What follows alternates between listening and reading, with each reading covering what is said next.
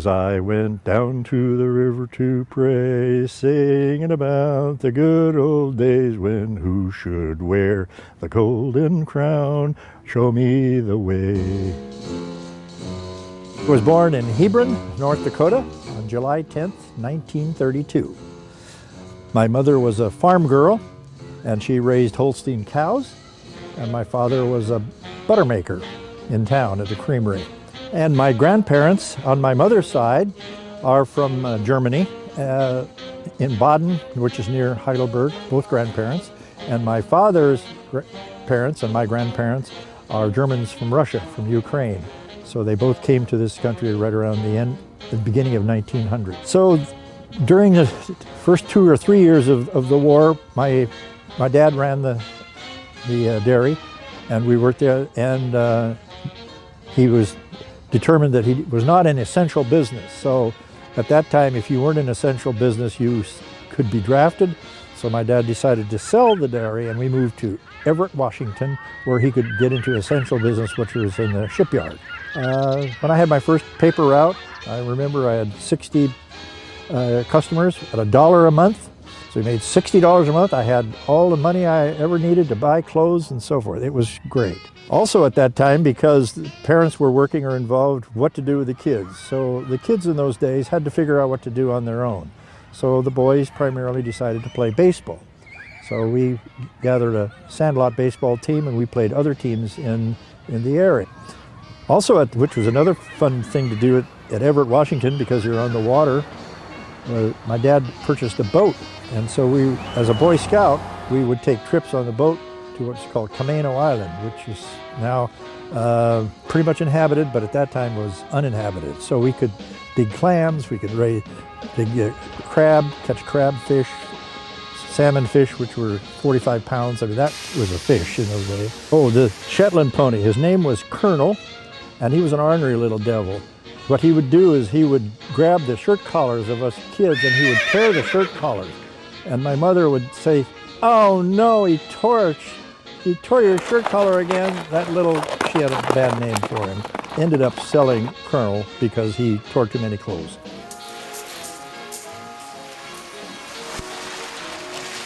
So after World War II in 1947, it was time to move on. So my father was able to go to work in Wenatchee, Washington, to manage a XXX drive-in restaurant. So we moved to Wenatchee in 1947, where I continued high school, and played baseball in high school and played in the band. But I also learned how to make milkshakes and sundaes and enjoy ice cream a great deal. Well, in the band, it was a high school band, but we were also the Apple Blossom Festival band. So we were able to do trips to Spokane, Walla Walla, to the coast, where we played and marched in bands. And I played an alto saxophone. I also played a tenor saxophone in a dance band. In those days, dance bands were fairly busy, and so we created our own band in high school and first year of junior college, and we played for dances at high school and other events, and that's where I first saw Janice. When I was a senior in high school and Janice was a junior in high school, in one study hall afternoon, Janice came to me and said, would I be interested in double dating with a friend, to go to the carnival events during the Apple Blossom Festival.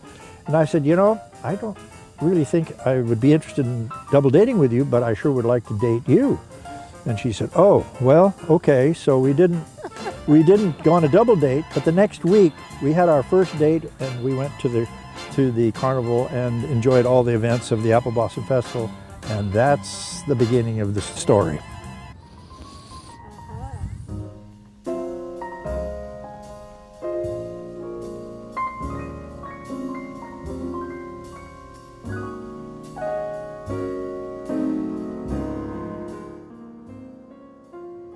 And the story is that 68 years later now, Janice and I have been married 68 years, had 4 children, and quite a career.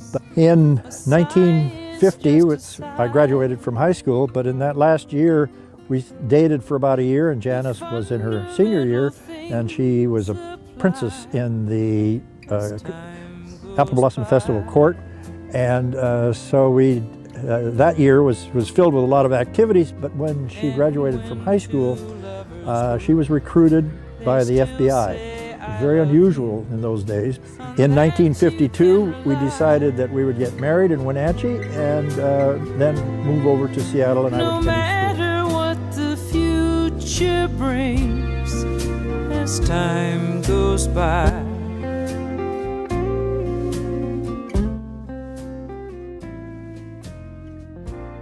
While Janice was working and I was still going to school, guess what? She became pregnant. After 6 months, when you worked for the government, you had to leave, so she had to quit working. And in December of 1953, our first boy, Steve, was born while we were still in school, and Janice was taking care of our first youngster. I think it's interesting to know what tuition cost. Tuition was $65 a quarter at the University of Washington. And I still have a copy of our first budget that I prepared while we were in college, and you might be interested to know that the food costs for the budget were $70 a month. That's where we learned to budget and to make your money last. So food was first, and kids' needs were next. But guess who was the last one to get paid? The dentist or the doctor? Fortunately, you could do monthly payments, so we would make monthly payments as we could to make sure that the doctor and the dentist got paid. I began my brokerage insurance career, and my first boss was a man named Erling Jacobson. And you may recognize the name. He's the father of Peter Jacobson, a famous golfer. And so we worked together for some 10 years at a firm called Frank B. Hall. And that was really interesting. We were in the 26th floor of the First Interstate Bank building, nice office, and it was a very good experience. While I was busy doing insurance, Janice was busy becoming a mother again. So in July of 1956, our second son was born at Adventist Hospital on the east side of Portland. Dennis. He was born in 1956. It was 104 degrees the day that he was born. Janice was pregnant with Julie about the time the University of Washington was going to the Rose Bowl in Pasadena. And so the question was, and I was offered an opportunity to go with my cousin to the Rose Bowl game. They had tickets and I could ride with them. The question was, how could I go to the Rose Bowl game and leave Janice home pregnant? So the decision was, Janice, she agreed. She said, no, I can't go anywhere anyway, and this is probably your only opportunity of Washington to play in the Rose Bowl, so why don't you go to the Rose Bowl game? So my cousins and I, we packed up at 4 o'clock in the afternoon from Safeco. We get in the car and we drive down to Los Angeles. It took 24 hours to the Rose Bowl game, and I attended the University of Washington, Minnesota game and spent the weekend there, and then we came back, and so I was back home in Portland on the following week. So, and then Julie was born a month later.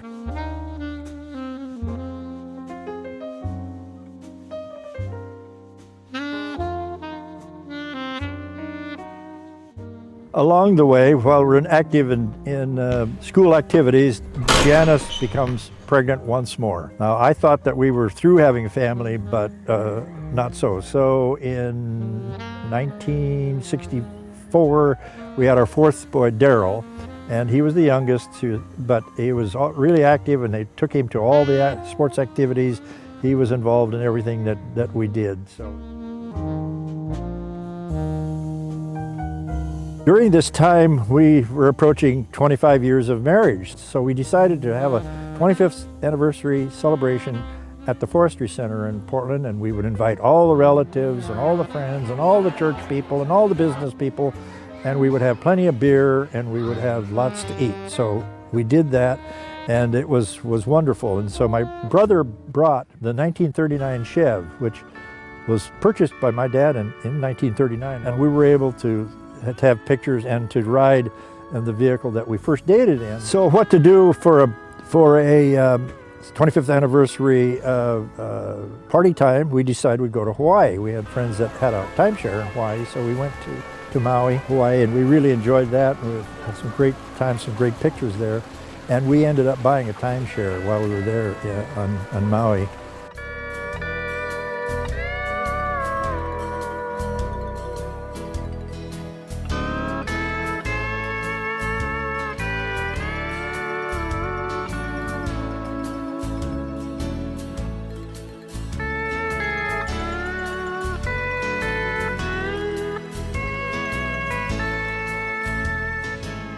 early in my career, in the insurance business, I had Jim Fisher Motors and Jim Fisher as a client. And so when I had his account, he said, well, you need to have a car. So he said, you need to have a Volvo.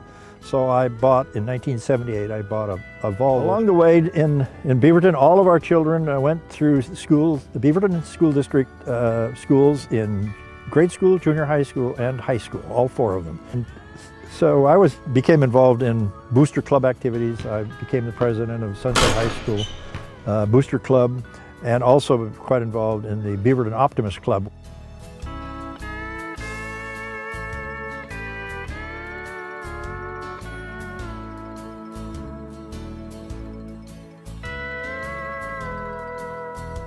Later, now comes the 60th anniversary. So what are we going to do about the 60th anniversary? Well, let's have another party.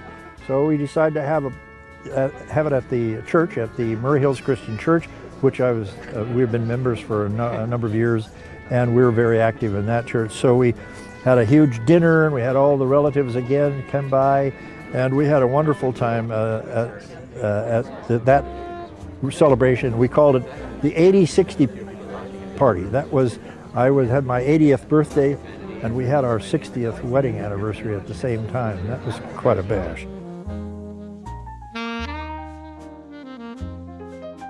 As part of our musical career along the way, as I said, Janice was a soprano in choirs in church and school, and I was an instrumentalist, but later became involved in singing as a bass. Well, in 2016, a group called the Glory Singers was going to make a trip to Spain, and I was asked if I would join and sing bass in that group. So we went to Spain. Janice and I were able to go, and it was a wonderful trip because we went to Barcelona, Montserrat, Toledo, and Madrid, and we sang in 5 Catholic cathedrals while we were there. It was a wonderful experience, and we really enjoyed that trip a lot.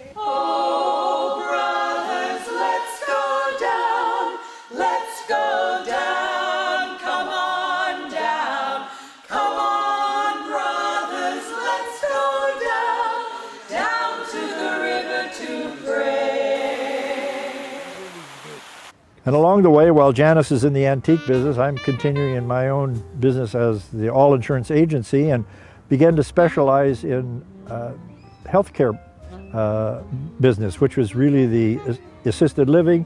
And I had a client who actually is the pioneer of assisted living healthcare in Oregon, and ended up writing the insurance on a number of a chain of assisted living facilities around the country.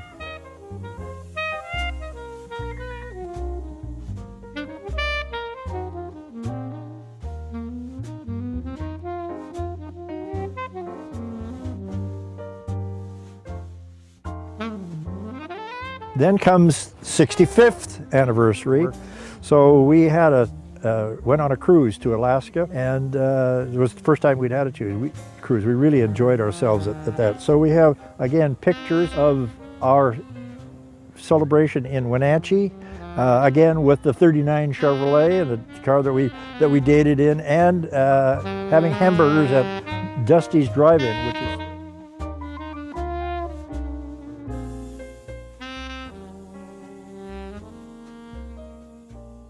so learning to live in not actually quarantine, but in what we call lockdown, has been really good. The timing was very good for us to move when we did because of Janice's care needs, and they are able to provide the kind of care we need, and we're able to do the things we want to do. And so we're still active, and we're looking forward to the 70th anniversary party. On our 70th will be September 13th, 2022. Like kind of a photographer. Yeah. Yeah. Oh.